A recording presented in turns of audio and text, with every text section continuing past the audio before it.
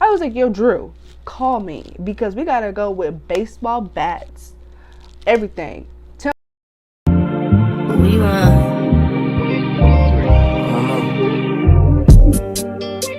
my new bitch look like Halle Berry.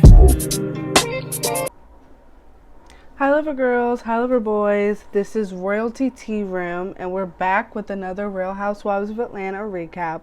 I think this is episode 4, episode 5, I'm not sure.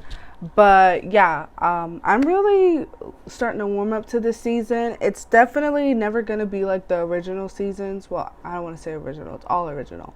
But the earlier seasons. But yeah, I mean, so far the cast seems cool. Until the end of the episode, we'll get into who I'm probably not going to like. But yeah, let's get into it. So it starts out with Angela and Britt in an outdoor setting working out. They're in like nature somewhere. And they're just talking about like their personal lives. Angela is saying, telling us everything that's going on with her about renovating her houses and all that stuff. And then, Angela kind of says that her relationship, her family was kind of in it as well. And you should never do that. And she made that mistake. And then Britt could agree with her because the same thing happened to her. She mentions that she doesn't have a lot of friends and her family was her friend. But yeah, basically both of their families aren't getting along with their significant other, which yes, I totally agree. You should never really bring family into your relationship life because when you forgive that person, your family is still upset. But it's okay. I mean, it happens. Either way, your family, if they're, a good family, healthy, they should just be able to accept your decision because you can't agree with everything and just move on. But it can be difficult, especially when you love someone. And, if my family member was in a relationship with someone who I felt like was toxic, I would express those things to them. But if they're just going to stay with that person, that's really all you can do. I'm not going to banish that person from my life, That's an extreme. But some people do that, which is unfortunate. But yeah, Charles and Angela's mom apparently got into some blowout and her mom moved past it, whatever, but Charles is still holding on to it. Are you Peter or are you Patricia? Because we need to figure this out. I really feel like with Charles and Angela, I don't know. The more the episodes are rolling in, it's almost as if they're toxic. It's like, oh, I don't know. And that's sad because reality TV usually breaks up relationships and friendships, which is a certain type of relationship. So I hope that they can stick it out if they decide to. But yeah, Britt, and then, Britt kind of mentions that her and her sisters were all daddy's girls, and when their dad died, they didn't have a man to step up, and Michael was that for the girls, for the sisters, but her sister felt like he was trying to be their daddy and whatnot. It was just a lot of I don't want to say petty stuff, but a lot of family stuff, a lot of hurt. But yeah, I mean, it really is sad. So Angela's talking about how Shamia shaded her at the Balmain event that they had last episode, and she said that Shamia gives off mean girl energy. But Britt says the same thing about Kenya. And I'm like, okay, listen, at the end of the day, yes, Kenya has not been the nicest to certain people, but we can call a spade a spade. Kenya has not done anything rude to you, and she has been rude in the past. Say something. I would say, really? Oh, what you gonna do? Kenya has evolved. I feel like Britt wants that old Kenya back. And it's you're about to get it. You're about to understand why Kenya is a queen and why she is definitely top royalty.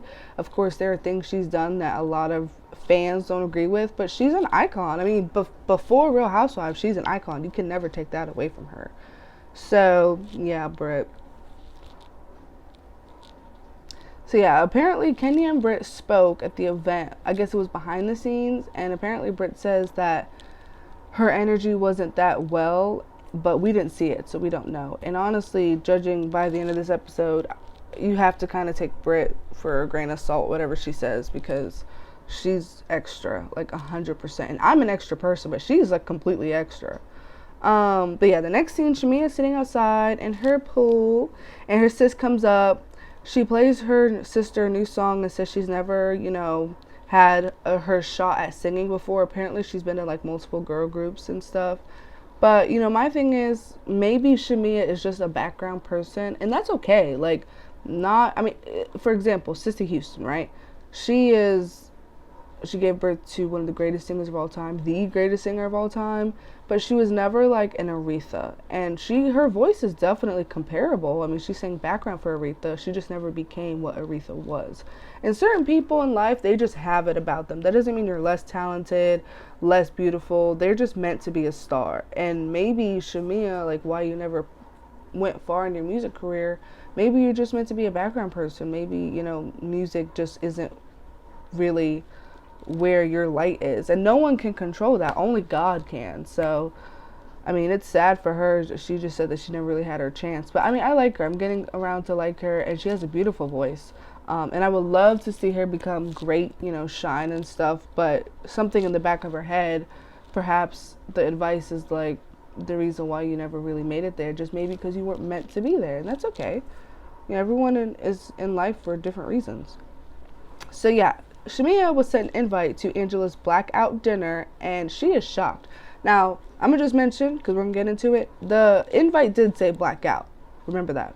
But yeah, Shamia keeps making all of these Michael Jackson references in her confessional.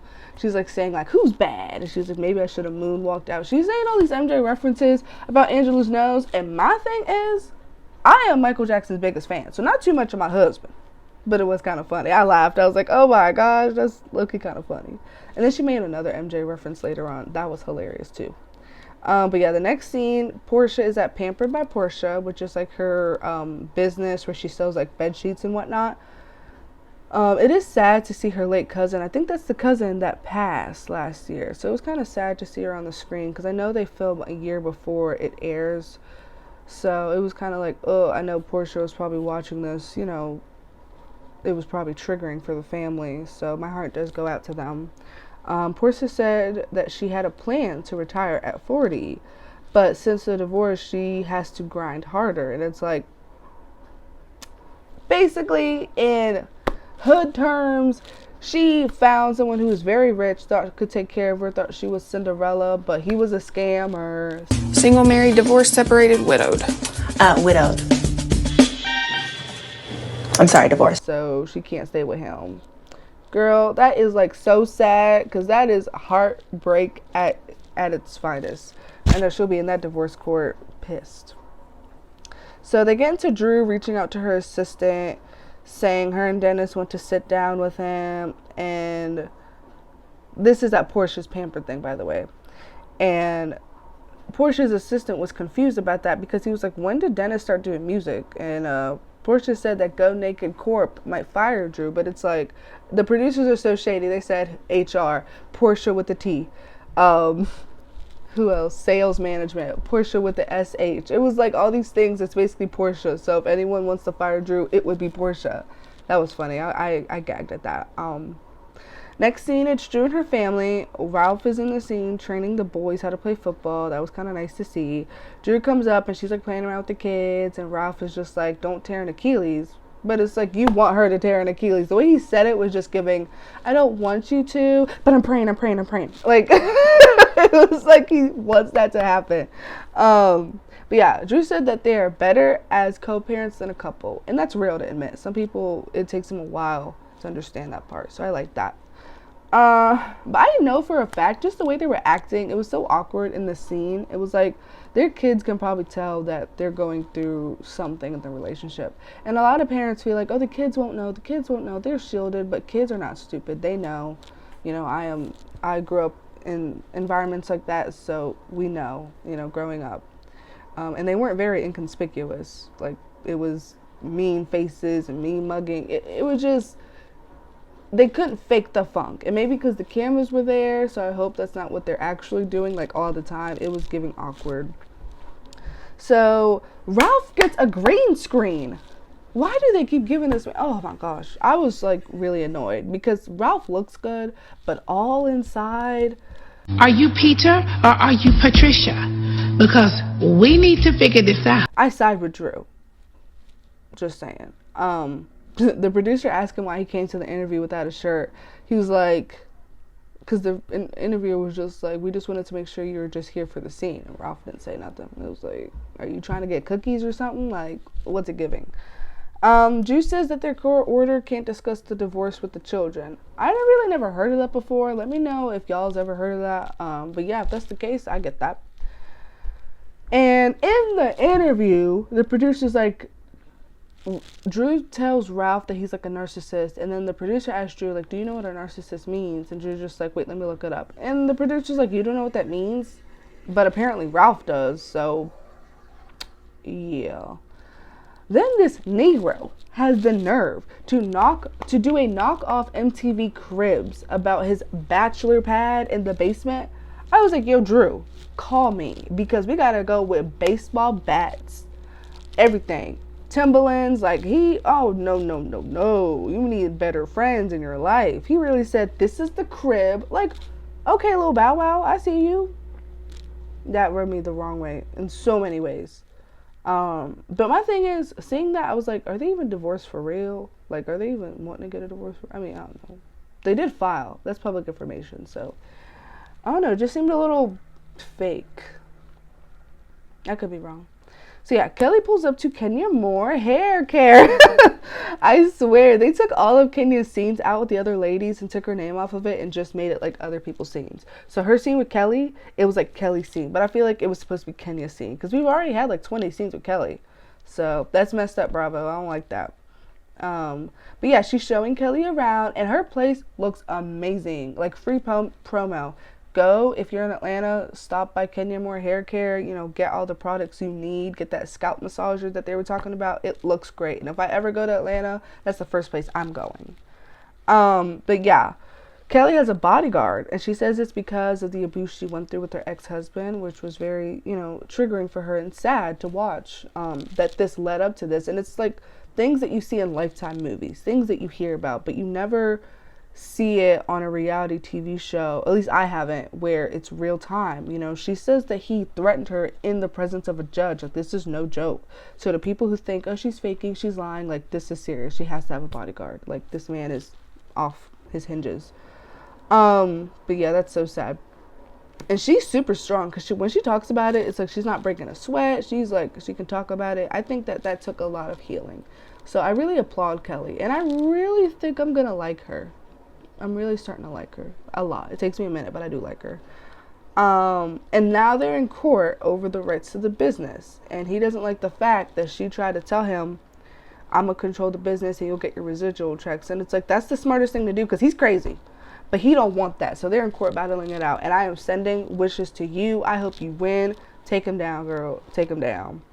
So they seem to be getting along pretty well. Kenya said she's struggling with her business, you know, getting people in the door, and that she blew her daughter's college fund on the business. And I was like, that is so real to say, because a lot of people don't want to show that side of reality TV, where it's like, this stuff is expensive. It's scary to start something new. Even with me doing YouTube, it's like, I get scared all the time. Like, I invest a lot of time and effort and money into this.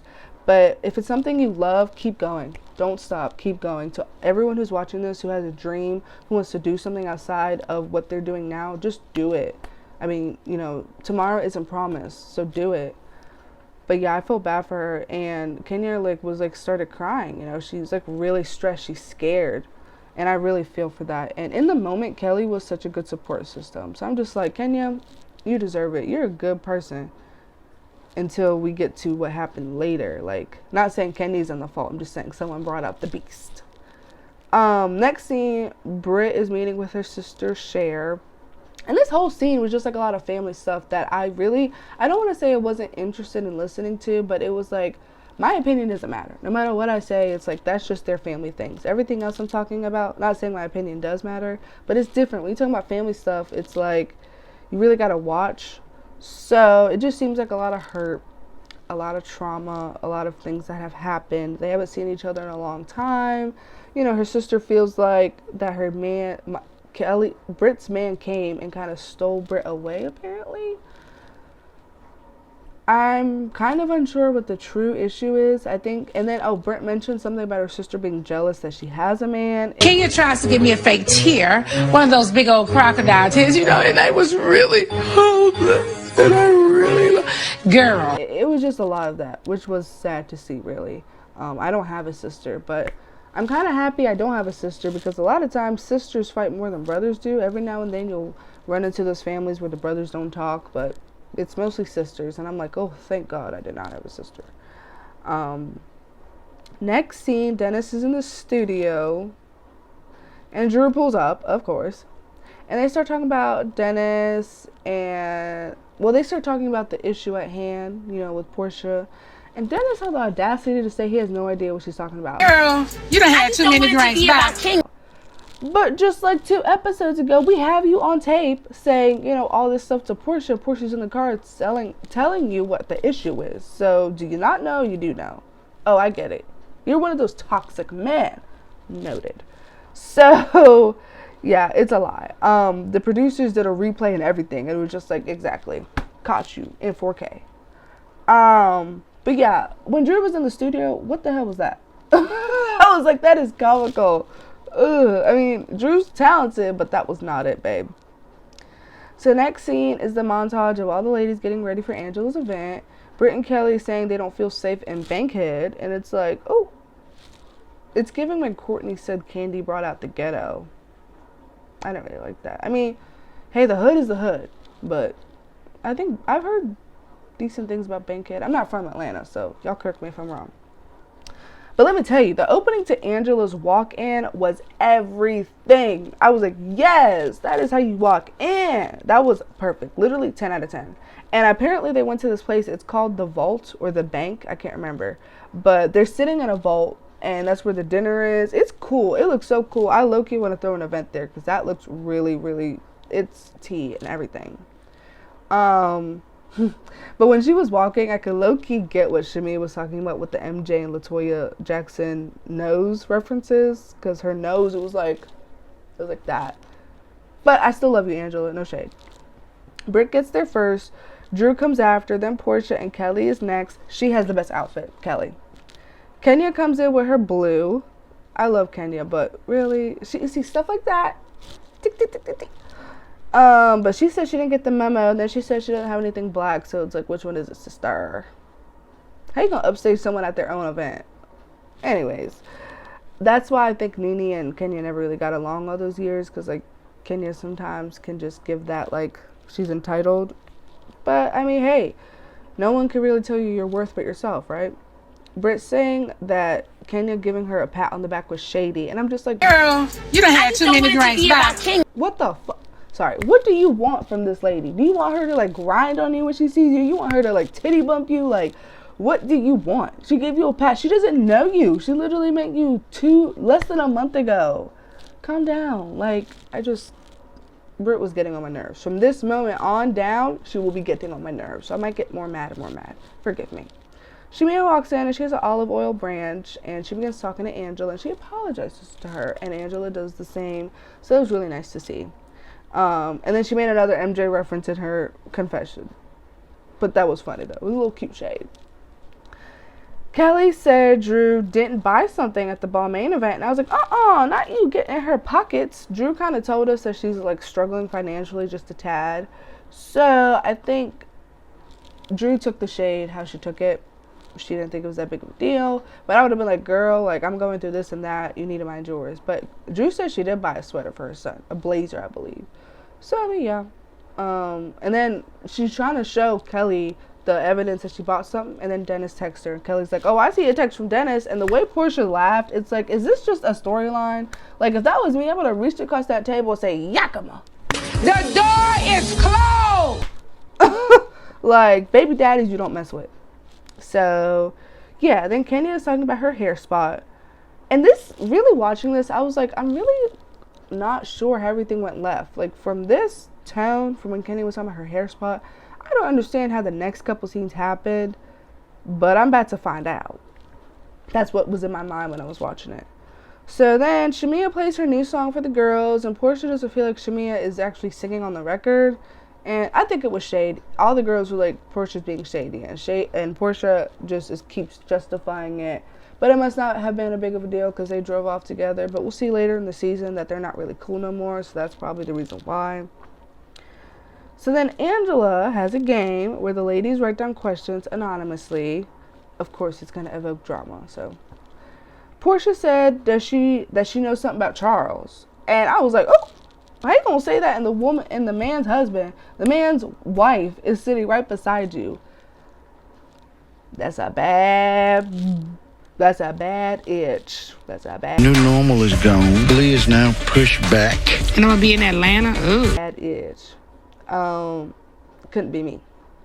But yeah, all the questions were regular shade, just the fun stuff like what did Shamia do to get that Rolls Royce for her birthday in episode 1, except the one directed toward Kenya about married men and Britt. So it was like, can you speak to Britt nicely? And Kenya was like, yeah, I can speak to everyone nicely. And Britt's just like, but it was directed towards me. And Kenya was like, well, I just answered your question. And Britt's just like, do you have an attitude? Do I need to read it again? And she was just going off. She had a problem with Kenya. I don't care what no one says. She is either jealous, don't like Kenya because someone else must have told her something. Like, it really came out of nowhere. Out of nowhere. Like, and Kenya can be a mean girl, but she was not. She was being lovely. Like, Kenya even said, like, you want the moment, I am the moment. And I'm pretty sure Britt was, like, trying to recite one of her old taglines. It's like, you're a fan. You are starting with this woman for no reason. You are trying to strike the beast, and Kenya has been retired. Leave her alone. So I'm Kenya Moore. I think you've heard of me. No, I'm just kidding. I get noticed. It's like I'm Michael Jackson reincarnated. Like, it's scary. Like, even last season, like, she really wasn't doing a lot that she has. So it's just like, just leave her alone. Like, why are you starting with her for nothing? But I like that Portia kind of walked with Kenya out and, like, kind of was saying, you know, she is being extra and etc. So I did like that. But Brittany's just extra. She was walking out of there. She kept saying, I'm going to call my husband. I'm going to call my husband. You go call that man, whatever he is. And then they were walking out and she said something about having guns. Well, I guess I can't say that. But having pow-pows and, like, pistols. And we all heard this. And Kenya's just like, how is she going to say that? Like, it was a lot. And I definitely see how things have started, and it was 110% Britt's fault. There's absolutely no reason for me to sit here and be attacked again for something I absolutely did not do. Honey, this court is adjourned. Girl, she 2 seconds from getting her ass beat. However, I don't think that revenge, what Kenya did was basically revenge corn, you know, and I don't think that that is okay, you know, because it's just not. It was at an event with people. I think that Britt took it low and Kenya took it straight down to hell. So yeah, but then again, you can't tell people how to react when you wrong them. So hey, I don't think she should have gotten kicked off the show, maybe suspended, but I don't know. If I was Kenya, I probably wouldn't have done that, like gone to that extreme, but we would have been moving furniture or something. We would have been talking for real, because Britt just was, and she kept going. Like, Angela was like, you're doing a lot. Everyone was saying she's doing a lot. Friend was wrong. Don't bring him around no more. She doesn't realize that. So we're going to see next time Kenya, the next episode, Angela's daughter apparently got married, and I'm assuming it was behind her back because she didn't realize it. Britt is telling Shamia that she would never harm Kenya, even though she said that she had toys, you know, weapons.